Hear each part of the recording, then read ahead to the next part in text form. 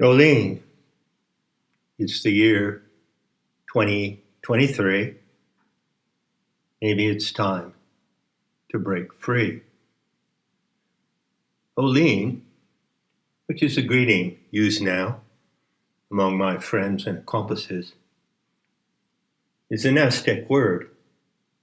It means earthquake, movement, and change of heart. Olene is the meme that you find in Aztec mythology and in chronology recorded on the great Aztec calendar wheel that was discovered in Mexico City at the end of the 19th century, I believe, or maybe later.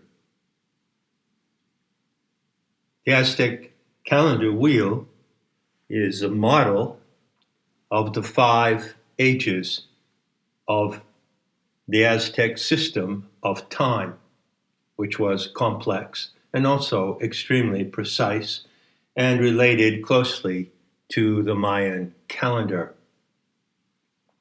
So according to the Aztec paradigm of ages, there are 5 ages called the 5 suns.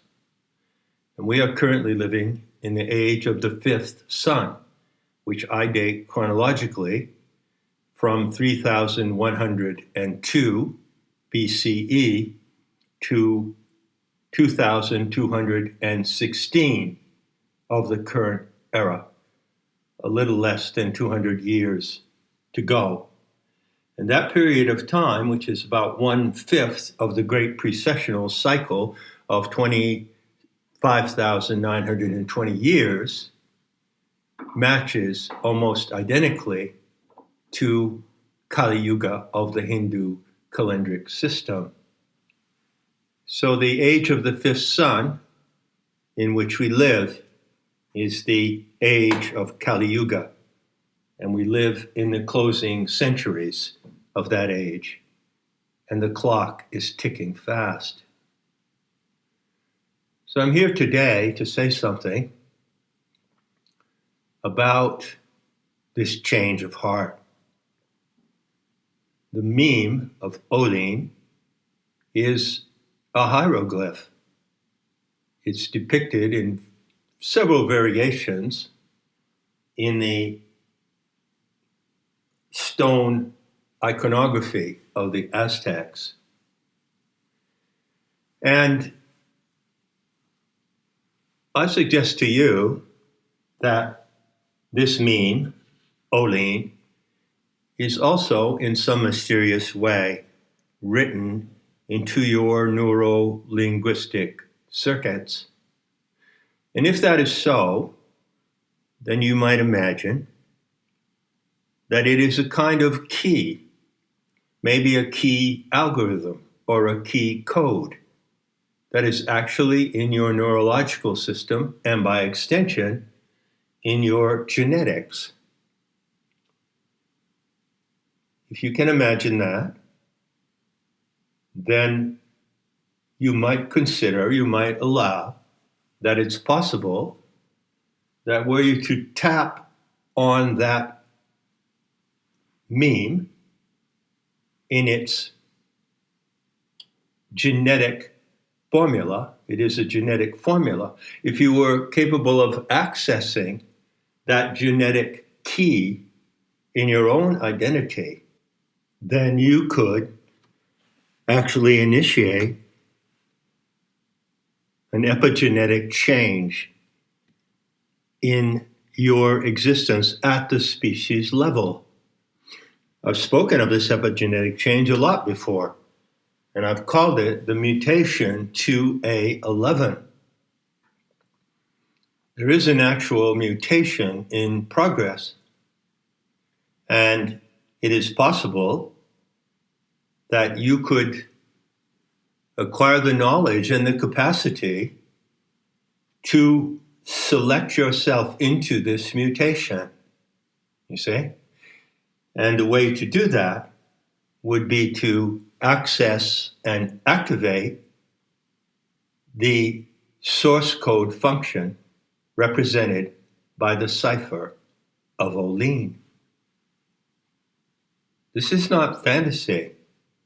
This is not make-believe. This is not an act of pretending.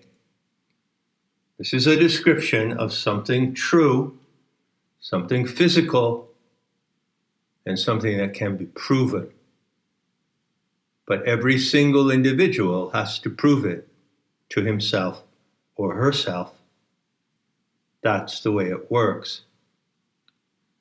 There's a saying among the Shaktas, the devotees of the wisdom goddess, and I don't know if I've cited it before on my YouTube talks, but it's a beautiful saying, and it goes like this: the fate of the kalpa turns on one life at a time. Now, to translate that, the kalpa is the 25,900 year period of precession. It is one day, one single day in the life of the earth. And in this one single day of almost 26,000 years, the entire experiment on earth is running. The divine experiment is running. And the designers of this experiment, in which you are the key subject, have arranged it so that any single individual at any moment can affect the total outcome of the total experiment.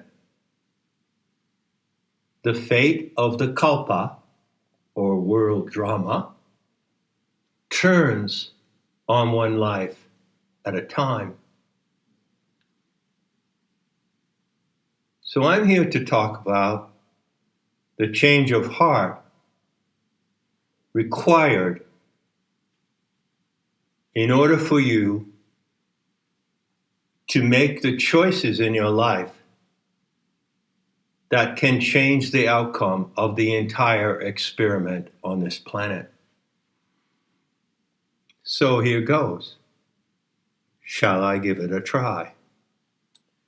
Now, what I have to say is pretty straightforward, and I'm confident that I can talk almost in common sense terms to you, and that I can talk to your heart as well as your mind. But there is one thing I have to do before I begin.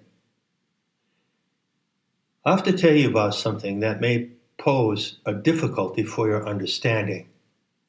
In fact, I'm quite sure it will. And this concerns the way that your mind works in your mind. See, over all these years that I started out getting some tread on the internet as a Gnostic scholar and talking about the remake and upscaling of Gnosticism, through all these years I've finally come to the view that it's better to call Gnosticism today, which is nothing like it was in the past, applied noetics. So I teach applied noetics. And what is that? It is the technique of learning to use your mind in the way it is designed to work. And this technique is not esoteric, it's not academic, it's not metaphysical, it's accessible to anyone. Now, I have to make a point about a phenomenon of your mind before I get to my later point. So bear with me. Sometimes what I teach comes over easy and fast, or fast and furious. Sometimes you might have to struggle with what I'm trying to explain. Fair enough? When you look at the way your mind works, or the way anybody's mind works, speaking of the human animal, the anthropine, it's obvious how it works. There is an internal voice. You hear an internal voice. And this internal voice, which is the voice of your mind, sometimes called the internal monologue, is always running. It's like a radio that's constantly on. And you have the option to just let the radio play and give attention to what's running through your mind, randomly, perhaps from one subject to another. And you have the option to turn the dial of the mental radio and tune into a channel and concentrate on that. So you could go on a walk and let your mind run randomly and just listen to the internal monologue. Or you could decide, I'm going to go on a walk because I want to think about the new car that I want to buy, or a message I want to send to my mother, or something that I want to record and release on the internet. You get the point. It has an involuntary and a voluntary or elective function. Now let's look at the elective function. So you decide that you're going to use your mind to think about something specific, an idea, a task, a project, a problem, a possibility. Everyone does it all the time. There's nothing mysterious about applied noetics. It always starts from the basics that are already there. But you will have also noticed, and everyone notices, that there is a particular modality that happens with the inner monologue. There is a point, mysteriously, apparently randomly, when you sometimes find that it's actually an inner dialogue. So instead of just letting what's running in your mind play out, you find at certain moments that you're talking to yourself in your own mind, right? Is this mysterious? Is this metaphysics? I don't think so. Everyone has this experience. Now, this is called the interior dialogue.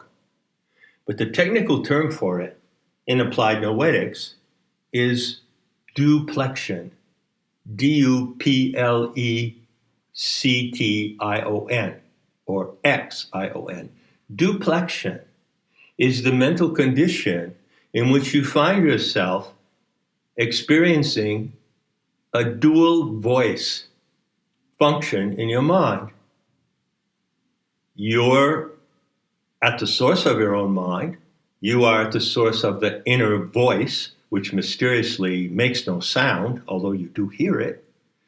And at the same time, there appears to be at moments an echo chamber or returning voice. Now, if you're a sane and stable person, you realize immediately that the returning voice is not someone else. It's just a modality in which your mind converses with itself as if there were two people, two subjects, right? And that's as far as it goes. So you can have an argument with yourself in your mind. You can encourage or discourage yourself. And this function is called duplection, or a dual voice, dual audio channel in your mind. And it's perfectly normal, and everyone has it. And the designers of the human species arranged so that we could have this function. But hold on, there's something else that can happen with duplection. Most intelligent and informed people in our time know about the phenomena of schizophrenia, or multiple personality syndrome, borderline personality syndrome. It has a number of psychiatric designations. And what happens in this phenomenon? Quite simple. A human subject, such as yourself or myself, in the process of duplection, or the internal dialogue, falls under the impression that the other voice is not actually our own. It's the voice of some other entity or agency talking to us in our own mind, in our normal mind. And there are many forms it takes, of course. There are an imaginary number of countless people in the world who engage in this variation of duplection when they pray. And they believe that they hear a voice in their mind, that is the voice of God or Jesus or whomever. It's a common phenomenon in the religious experience of human animals. And of course, with schizophrenics and other people who suffer the dissociation and alienation of our society today at the end of Kali Yuga, well, the devil made me do that. The devil spoke to me, or whomever spoke to me. Someone hear their deceased, some people hear their deceased relatives speaking to them in duplection. Now, what is the problem to be solved here? It's a really explicit problem, and it's extremely important. In fact, I consider what I'm telling you now one of the most imperative issues in applied noetics. There is a question of discrimination. Can you really discriminate the voices that you hear in your mind so that you clearly know that you are operating in case A, talking to yourself, or you are hearing voices and thoughts in your mind that do not originate there? They originate elsewhere. Nevertheless, they're operating in your mind in the same way that your own thoughts operate in your mind, aren't they? How can you tell the difference? How can you tell when duplection, which is the interior dialogue, is connecting you to a voice or an intelligence that is not actually your own? How can you know that? So far, so good. This is a preview of a talk you can find at full length for free on nemata.org on the page of Planetary Tantra.